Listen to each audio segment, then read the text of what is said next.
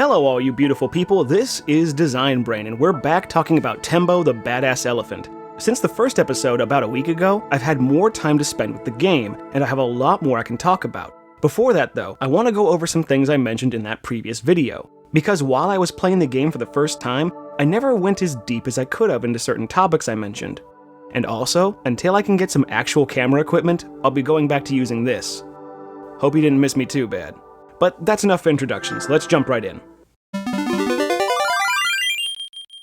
Okay, first up, snappy controls. Now, I used this word a lot, and I stand by it. I invited a lot of comparisons to the original and recent Donkey Kong Country games, and I feel it fits.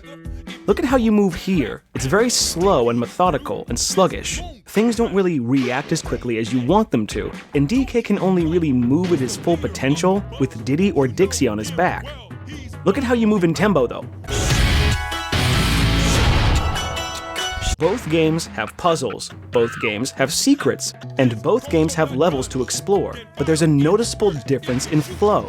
Tembo is about exploring and action, but also about progression. Donkey Kong Country Returns is about filling levels with as much stuff as possible, and it's packed so tightly that you really don't get into a groove with anything, and the controls don't help that. And it also leads me into another aspect I mentioned. While I was playing last time, I brought up depth. So what does depth actually mean? To a lot of people, depth is an amount of stuff or how complex something can be in a game. The amount of things to do or places to go. But depth goes deeper than that. It's not about what's on the surface. Kind of funny how that works, huh? Now that can certainly apply to a lot of games, but how it works in Tembo is in how he moves. As a player, you can make decisions that impact how you explore and how you encounter enemies.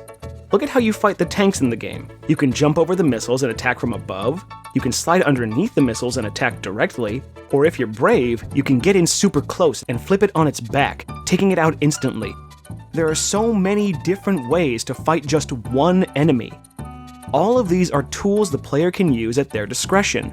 Having an abundance of tools isn't really a goal, it's how situations are created that let people use whatever tools they want to get a job done.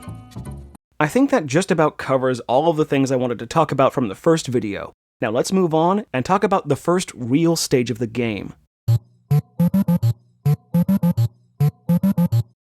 Tembo starts off with a tutorial level, and there is absolutely no need for it, because this stage teaches you everything you need to know about how to play this game. I'm going to take you guys through the first level and show you what I mean. Jumping right in, you start the level and hit a wall, and Tembo is quite upset about it actually, if you look at his face. It's not a very high wall, but you can't walk over it, forcing you to jump over it. It also teaches you your jump arc because it lines the air with peanuts to collect. After learning how to jump, you run into a wall that you can't jump over, so where are you supposed to go? Looking around, there's a clearly indicated hole that grabs your attention. Soldiers are standing around it, it looks completely different from the rest of the ground, so it's clear you have to go down. At this point, you only really know how to move and jump, so as you jump, you push down and bang! That was awesome! This part not only teaches you about the butt stomp, but it's also a visceral depiction of what kind of destruction you're capable of, and just how fun that is. Let's watch it again. Oh, that's so good. Anyway, moving on. You know you're heavy so you can jump on cars and boxes to crush them. Cool, but now you've hit a wall that you can't jump over, and there's no way to go around it either. So what do? Looking at the other buttons you have, you hit another button, and bang! You crash into the wall. It doesn't knock it down completely, but it makes a clear dent. Plus, if you were standing next to the wall, it knocks you back, so when you hit that same button, you can see Tembo dash into the wall, knocking it down. From there, you charge full steam ahead, plowing through obstacles. Not only that, the same tactic that taught you how to jump is teaching you how to jump while you're charging. You're introduced to enemies, very small ones, that you can instantly plow through, and finally, you finish it with a butt stomp. So now you've learned that you can combine your moves in fun ways. We make our way through another sequence where we're charging and jumping and collecting peanuts. We see a line of peanuts at a downward angle. Now we know we can't butt slam here because it goes straight down. Within that instant, you use the only other button you've been taught to use, and wham! New move, Super Elephant Bouncy Ball of Death. So now you've learned a bunch of new moves and how to play within the first, 2 minutes? This is just so good. So after another wall, you see some boxes you've never seen before.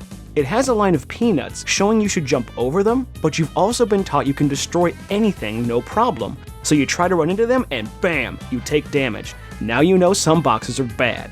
That moment of pause also introduces us to a small enemy that throws a projectile. We can dodge him, take him out, and move forward. Sure enough, we meet a new enemy. A bullet flies in from off screen. More nuts inform us we can jump over them, so we do.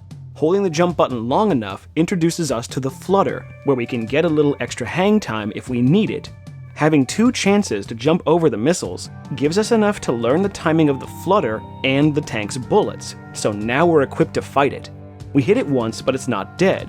The tank is knocked back into a corner where it stops shooting. It gives us a nice visual cue, a force field, strikingly similar to Tembo's own force field, showing that it's about to ram us. With some good timing, we jump over it and we take it out.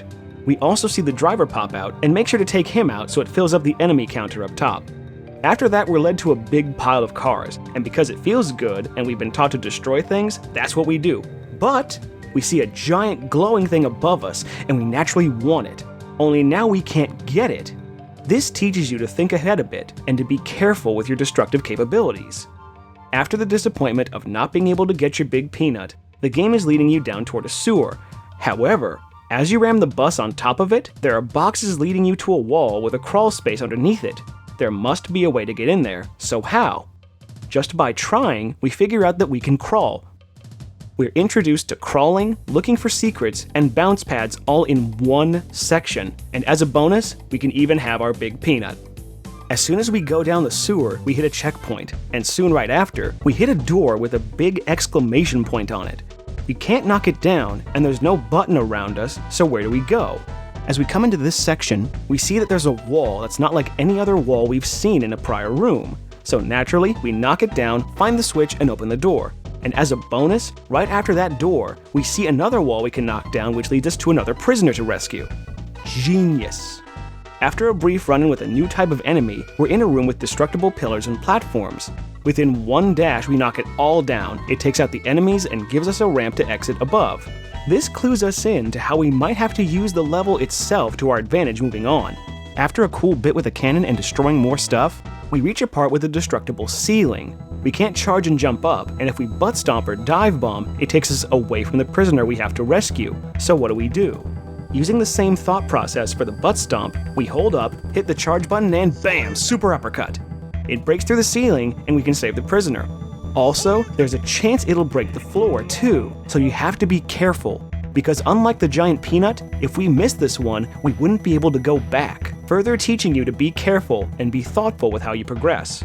After a cool bit with a bowling ball, we're introduced to some flaming skulls. Now we've internalized that fire is not good to touch, just being a human being. You can't crawl under, and they're spaced just far enough apart so you can't jump over them either. After playing around with other buttons, we hit the R1 or R2 button and bam, now we can shoot water. We also get 2 types of skulls, red and blue. When the red one is shot, it goes away, but when the blue one is shot, it sticks around. The blue skulls are only temporarily doused, and that teaches us that we need to get through the next section as fast as we can. We also need to put all of our skills together in order to fight a tank with flaming skulls above it. We finally reach the end of the level, and it's punctuated with destroying a statue of our enemies. We knock it down, and our mission is accomplished. You now have everything you need to know about how to play this game. There are other smaller teachable moments in the game, but nothing too out there that you can't figure out using what this level teaches you. One such moment happens across level 1 and 2. In level 1, the big knife guy we've already seen runs into boxes and kills himself, and that counts toward our score. But in level 2, we meet the same knife guy and he falls off a platform when he charges you. When he falls down there, it doesn't add to our score. Why is that? If you're curious, you find a secret area you might have missed entirely if it wasn't for that guy. Now, if Game Freak would have made the rest of the game based on all of the things it taught you in that first level, it would be a masterpiece. Alas, things start to fall off a bit toward the end. You see, designing a game is like teaching someone how to speak a language. You start with some simple lessons and get them up to speed, and soon enough the student is learning at their own pace and applying the lessons they've learned. After being taught everything you could want to know about this game, steadily, it changes things on you. Each world has its own feeling to it, a whole new language to assimilate, and that's fine, but the game starts to get in its own way at that point. It gets in the way of the immediate fun of crashing into things and finding secrets. Plus, all of those new things you learn don't really have a place to be applied to until the last real level of the game. As the game becomes more about puzzle solving, you lose the thrill of destruction. Being careful is something you only want in moderation in a game where you're a living wrecking ball. I'm reaching the end of all I have to say about this game, so let's move on to my final thoughts. Tembo the Badass Elephant is at its best when it's a roller coaster that uses all of the tools to its advantage. At its worst, it feels like another puzzle platformer game with some brief moments of action. This is summed up beautifully in the level leading up to the final boss and the final boss itself.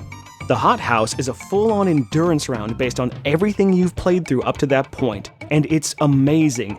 Beating up bad guys, tanks, helicopters, 3 different types of robots, all sorts of different types of enemies, all of it plays well into what Tembo is all about. Action.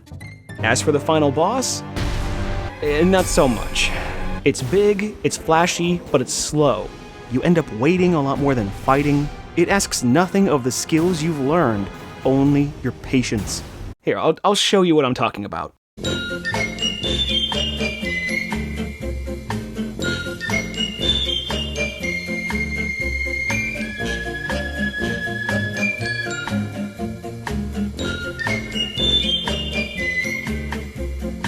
You see what I'm getting at here?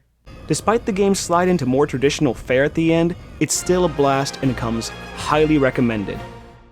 This was a great game to start this series out on, and I cannot wait to do more. Until next time, guys, learning is important, and here's to tomorrow. Till next time.